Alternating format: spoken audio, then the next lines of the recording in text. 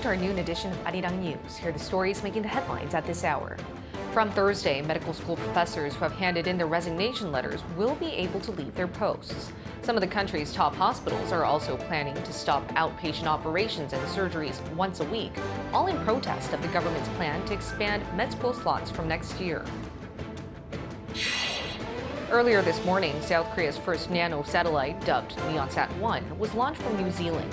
The Neonsat-1 is the first of 11 nano-satellites that will form a constellation to better monitor and take images of the Korean peninsula from space. For the 52nd month straight, South Korea's population has been shrinking. Statistics Korea released the latest birth figures for February and found that it hit yet another record low.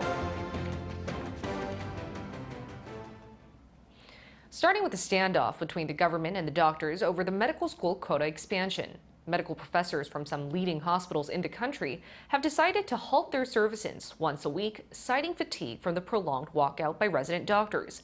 Meanwhile, the presidential office expressed disappointment over doctors refusing dialogue. Choi Soo-young has the latest. Professors from leading hospitals nationwide have decided to halt all outpatient services and surgeries once a week due to fatigue resulting from the prolonged resident doctors' walkout. The Emergency Committee of the Seoul National University Medical Professors Council said on Tuesday that this will take effect from April 30th. On the same day, the Emergency Council of Ulsan University Medical Professors also announced that resignations will begin this Thursday as scheduled beforehand, and those who are unable to resign immediately will be halting medical services once a week from May 3rd.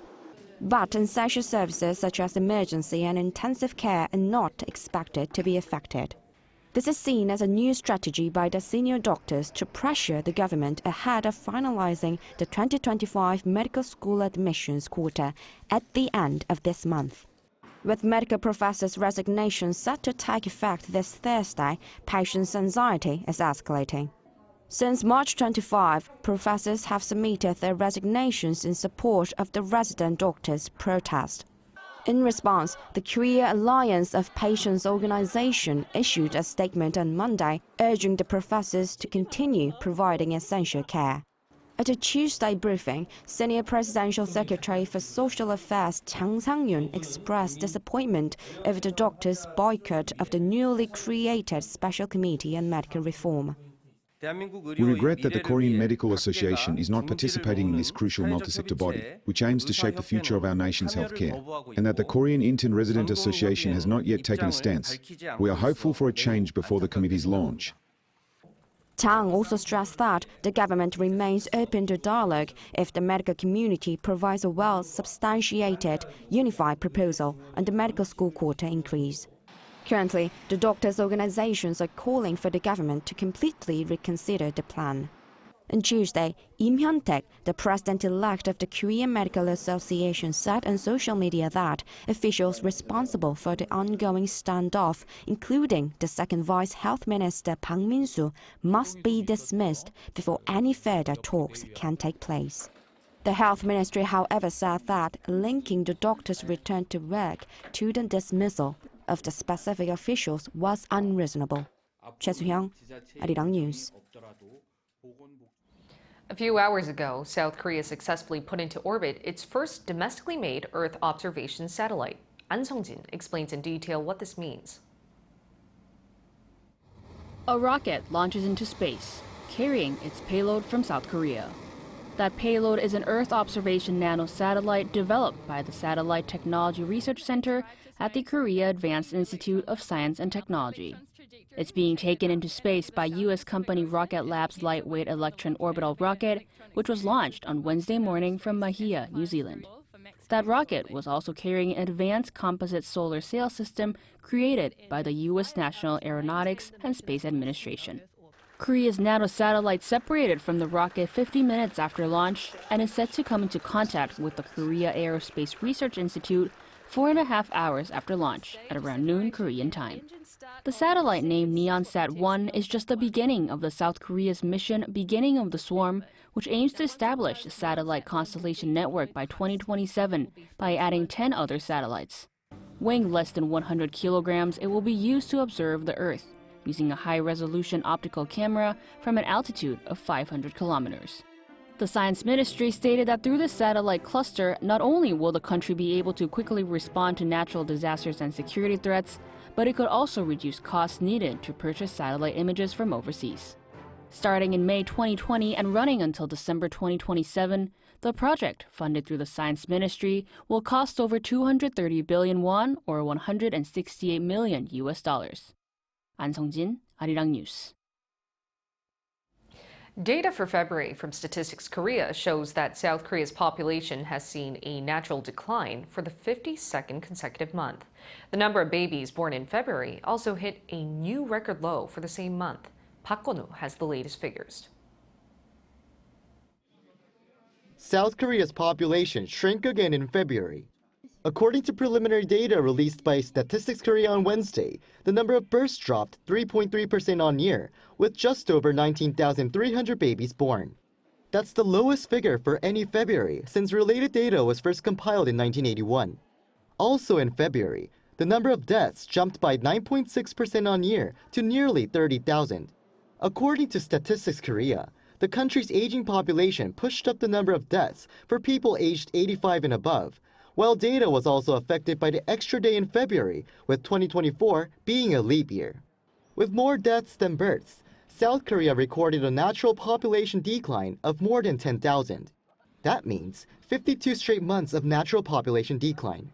Also in February, the number of registered marriages stayed just under 17,000, down 5% compared to the year before. Statistics Korea said that fewer workdays that month due to Lunar New Year celebrations meant fewer opportunities for couples to register marriages. However, the agency said the total number of marriages for January and February did see an on-year increase of 3.3%. 7,300 divorces were recorded in February, up 1.8% from the year before. Park Kwon-woo, Arirang News. The number of new hires that have a higher level education degree reached record levels in 2023.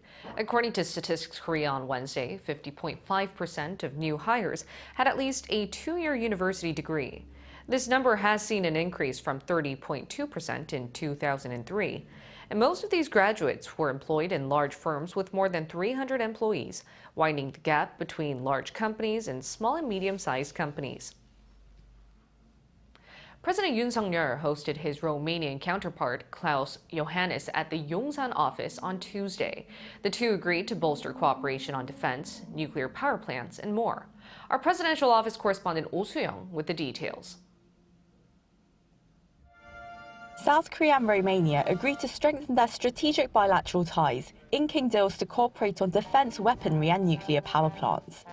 That's according to a joint statement released by President Yoon Suk-yeol and his Romanian counterpart Klaus Iohannis following their summit at the Yongsan presidential office on Tuesday. Building on their existing bilateral consultations on defense-related issues, the two nations agreed to ramp up cooperation in jointly producing military equipment and defense technology, and establish working-level talks between the two sides to address pertinent issues. The two also agreed to work together to address cybersecurity and showed interest in advancing negotiations for the Korea-European Union Security Partnership. Another key outcome was nuclear energy, as Seoul seeks opportunities for its companies to win contracts to build small modular reactors abroad. The two governments signed a memorandum of understanding to establish nuclear energy cooperation, including on nuclear facility enhancement, nuclear fuel, nuclear waste management, as well as personnel development and information on supply chains. While committing to non-proliferation and the civil use of nuclear power, they agreed on the importance of nuclear technology in meeting global net zero targets, with Romania backing South Korea's carbon-free energy initiative. The two nations will also increase cooperation on infrastructure development, based on a deal reached last May between Busan Port Authority and Romania's Port of Constanța. Based on their shared values of democracy, human rights and the rule of law, the two countries agreed on the need to strengthen multilateralism, especially in the face of global security challenges. They condemned North Korea's illegal nuclear and missile programs, calling for its denuclearization and the human rights of its oppressed citizens. Seoul and Bucharest also criticized Russia's war of aggression against Ukraine, agreeing to ramp up collective pressure on Moscow through restrictive measures. amid global supply chain disruptions and the ongoing transition to green energy. The two countries agreed to build on South Korea and the EU's frameworks, including on free trade, economic security, and green and digital partnerships. With bilateral ties stretching back to 1990, upgraded to a strategic cooperation in 2008. This marks the first time in 16 years that a Romanian leader has visited South Korea. Following his summit with Yoon and a meeting with Prime Minister Han Duck-soo, Johannes will visit power plant builder Tusan Enerbility's Changwon factory on Wednesday before he leaves for Romania on Thursday. 오수영, Arirang News. Agriculture is expected to be one of the key topics of discussion during the Korea-Africa summit that's taking place in less than 2 months now. Our business correspondent Lee Soo-jin brings us the details. Another step is being taken to bring South Korea and African nations closer together. Ahead of the first ever Korea-Africa summit, which will be held on June 4th and 5th in Seoul, journalists from 12 African countries were invited to visit South Korea for a week to learn about the various areas of cooperation. These include infrastructure projects such as building and upgrading railway networks, as well as agriculture development. The visit presents an opportunity for us to tap into the Korean agriculture sector, tap in knowledge, obviously Korea being more advanced. The journalists attended a workshop and press conference to learn more about South Korea's official development assistance projects in the agricultural field. The Rural Development Administration currently operates both bilateral projects through KOPIA, the Korea Partnership for Innovation of Agriculture, and multilateral projects through KAFASI, the Korea-Africa Food and Agriculture Cooperation Initiative, to share and develop localized agriculture technology. These projects have been largely successful, with rice production in Ghana reaching 970,000 metric tons in 2020 compared to 460,000 metric tons in 2011. And the Rural Development Administration also officially launched the K-Rice Belt Initiative with the Agriculture Ministry as an extension of these ODA projects. Our goal is to supply food to over 30 million people by helping the 7 African nations become capable of producing 10,000 metric tons of high-quality seeds. A government official from the Gambia says that they have made achieving this goal their top priority. We eat rice 2 times minimum every day. The seed that we are getting now is high yielding. And then there is also plans to come up with technology, which is equipment to mechanize the process. As well as improving yields, South Korea and African nations are working together to develop seeds resilient to droughts. Both sides focus on developing agriculture technology that are both sustainable and suitable for the climate in Africa. The upcoming summit is expected to lay the foundations for further collaboration. Lee Soo-jin, Arirang News. The U.S. has become South Korea's largest investor, and business relations between the two are continuing to grow. With this, CEOs and government officials, both from home and abroad, gathered in Seoul on Tuesday to talk about American firms doing business in Korea and ways the country can further establish itself as a regional headquarters hub. Moon Hae-ryun files this report. The American Chamber of Commerce in Korea opened its annual AMCHAM Doing Business in Korea seminar on Tuesday, with company heads and government officials to discuss policy directions to make the country more attractive for American firms. The U.S. ambassador to South Korea spoke of how the U.S. has become South Korea's largest investor, and how American firms are betting on the Korean market due to its prominence on the global stage in terms of industry and cultural content. Korea is meeting the global moment as a global cultural and economic powerhouse. As a result, Korea is at a moment of opportunity to position itself to attract more international business.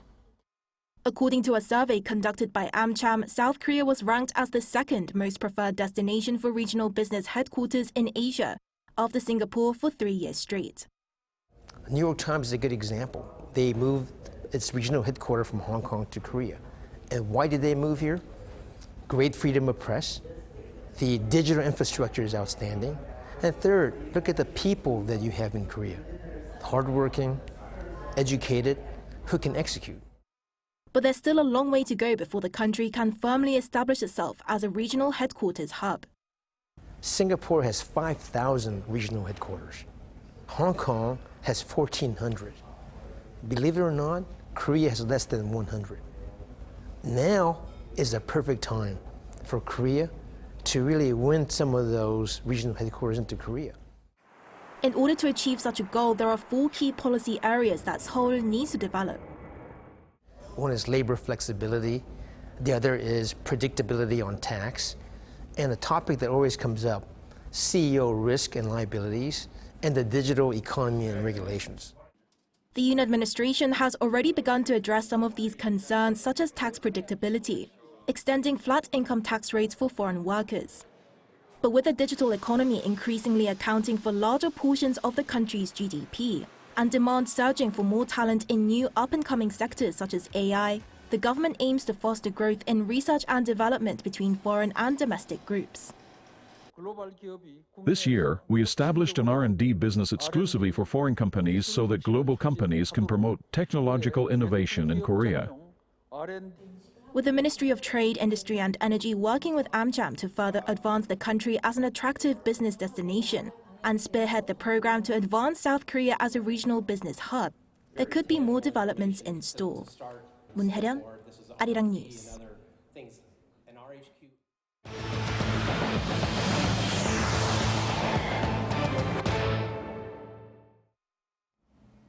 North Korea says it has sent a high-level delegation to Iran. Pyongyang did not specify the purpose of the visit, but experts say it's extremely unusual that the North has publicly announced that it has sent officials to Iran. Our North Korean affairs correspondent Kim Jung-sil with more. An extremely unusual announcement even for North Korea came on Wednesday morning. The regime's official newspaper, the Rodong-sinmun, said the External Economic Relations Minister Yoon Jong-ho and his delegation had left Pyongyang on Tuesday to visit Iran. The purpose or details of the visit have not been revealed. I think the North's delegation must have a lot of issues to discuss. They will likely discuss missiles, nuclear weapons, and what to do when the U.S. is pressuring Iran, China, as well as North Korea, and how to work together in these circumstances. Exchanges between scientists from the North and Iran have been consistent. And although they have never admitted it, it is widely believed that North Korea and Iran have been working on missile development since the 1980s. There's even speculation that the Iranian missiles fired at Israel on April 13th may have included North Korean components or technologies. Experts said with tensions rising, South Korea should take a wiser stance to global and regional security. I hope the government will benchmark the diplomatic strategies of Japan and Saudi Arabia. For instance, Japan appears it's not that close with China and is a key member of America's East Asia-Pacific strategy, but Japan somehow manages a neutral relationship with China and with Iran as well. This is because Japan doesn't stir the relations firsthand amid closely cooperating with the U.S. Experts added the alliances in the international communities now are driven by countries' respective national interests and said they hope South Korea will take a calmer approach and make diplomatic decisions more wisely. Kim Jung-sil, Arirang News. Despite Israel withdrawing most of its ground troops from the Gaza Strip, the battle between the Israeli army and Hamas has once again re-intensified. Lee Seung-jae with the details. The Israeli military carried out its most powerful airstrikes in weeks across Gaza Strip on Tuesday. According to Reuters, Israeli soldiers ordered residents to evacuate, telling civilians that they were in a dangerous combat zone. Residents in the region also said that there had been non-stop bombardments by Israeli tanks and fighter jets. This comes as the Israeli military last week began moving tanks into Beit Hanun on the northeast edge of the Gaza Strip. It's also been nearly 4 months since Israel halted its offensive in the northern enclave after claiming that Hamas had lost control of the region.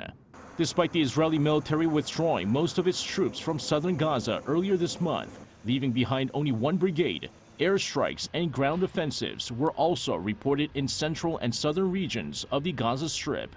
Hamas has reorganized its battle lines and restarted its resistance against Israeli forces, firing rockets toward southern Israel. In a video message aired on Al Jazeera to mark the 200th day of the war, a spokesman for Hamas said that Israel had suffered nothing but humiliation and defeat and urged an escalation of the war on all fronts. The Israeli military, on the other hand, slammed the Palestinian militant group for targeting Israeli civilians, while emphasizing that its military follows international law and takes feasible precautions to mitigate civilian harm.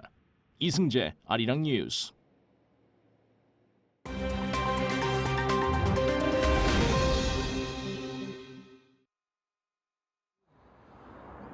Let's take a look at the latest news in the world now. We begin in France, where 5 migrants died in a failed attempt to cross the English Channel in an inflatable boat on Tuesday. According to a local official, a 7-year-old girl, a woman, and 3 men died in the incident, which involved a small boat carrying 112 people near the French resort town of Wimereux. The overcrowded boat reportedly hit a sandbank, causing a number of passengers to fall into water. A patrol boat was immediately dispatched to the scene, where rescuers found several people unconscious. 47 of the passengers were rescued, but 50 remained on board the boat and decided to continue the crossing. Only hours earlier, the UK's controversial Rwanda Bill was passed, aimed at discouraging illegal migrants from crossing the English Channel by sending them to Rwanda. So far this year, over 6,000 migrants and refugees have already crossed the dangerous sea route from France to the UK. Taiwan has had more than 200 earthquakes since Monday afternoon, the largest registering at 6.3 magnitude. The country's Central Weather Administration said that the quakes were aftershocks from the devastating 7.2 magnitude earthquake of April 3rd. Around 3 weeks after the April 3rd earthquake, which killed at least 17 people, Taiwan's Hualien County has been hit again by dozens of quakes. The Hualien Fire Department began cleanup efforts on Tuesday following the additional quakes, while no casualties were reported. The Taiwanese government closed schools and workplaces in the region on Tuesday. The director of Taipei Seismological Center, Wu Qianfu, said that the quakes were a concentrated release of energy and that there may still be additional weaker earthquakes in the coming days. Now to Malaysia, where 2 Navy helicopters collided in mid-air during a naval parade rehearsal on Tuesday morning, killing all 10 crew members. The AW-139 Maritime Operations helicopter and the Eurocopter Fennec crashed during training at the Lumut Naval Base ahead of celebrations for the 90th anniversary of the Royal Malaysian Navy on Saturday. The crew members, who were all under the age of 40, died at the scene. Defense Minister Mohammed Khaled Nordin said that the investigations are underway. A guitar played by Beatles legend John Lennon is set for auction after having been lost for 50 years. The 12-string acoustic guitar was found in the attic of a home in the UK by the son of its current owners. The guitar, which featured in the group's Halt and Rubber Soul sessions, goes under the hammer at the Music Icons auction event at New York's Hard Rock Cafe on May 29th. The organizer, Julian's Auctions, said that the guitar, an early 1960s Hootenanny acoustic guitar, is expected to fetch a price exceeding its estimate of $600,000 to $800,000. Kim Xiao, Arirang News.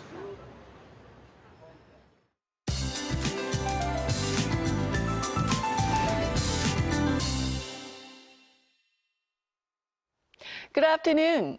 Spring warmth was replaced by heavy rain this morning.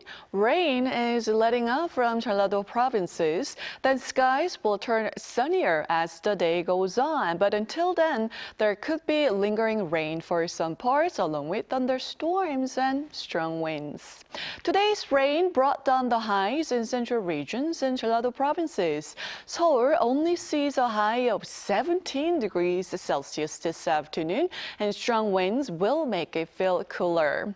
Again, sunshine should return later in the day from Jeollado, so please don't leave your umbrellas behind. Daegu sees a high of 22 degrees Celsius this afternoon. Meanwhile, it's a rain-free day on Jeju with a high of 19. Pleasant spring weather returns tomorrow under brighter skies. Then it will only get warmer as we head towards the weekend. We could even have a glimpse of summer weather this weekend again, with an expected high of 29 degrees Celsius here in the capital.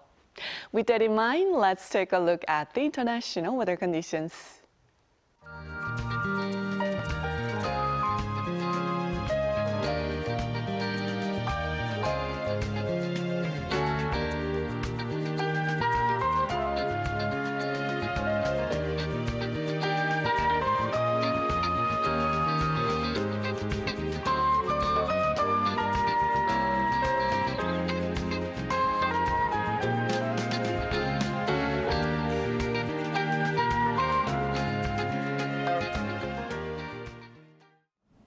That's all we have for you at this hour. We'll bring you more updates at the same time tomorrow.